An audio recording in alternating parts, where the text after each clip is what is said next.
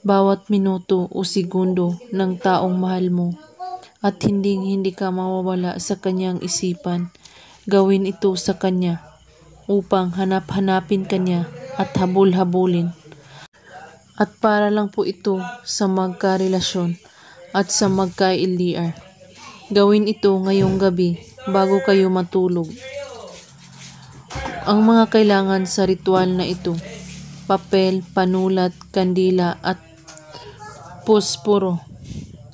Isulat mo sa papel ang pangalan ng target ng 7 beses at pagkatapos hawakan mo ang papel at pagkakaisipin mo siyang mabuti at kailangan nakapikit ang iyong 2 mata at usalin mo ang salitang ito: iibigin mo ako ng sobra-sobra.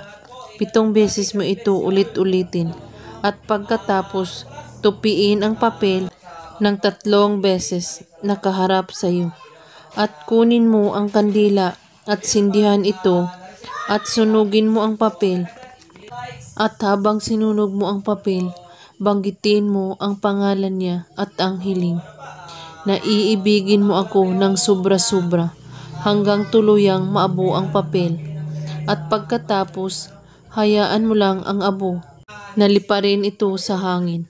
Kapag gumawa kayo nito, buo ang inyong paniniwala at walang ibang iniisip at pagdududa. At kung may katanungan po kayo ay magko-comment lang po sa baba. Maraming salamat sa panunood. May God bless us all.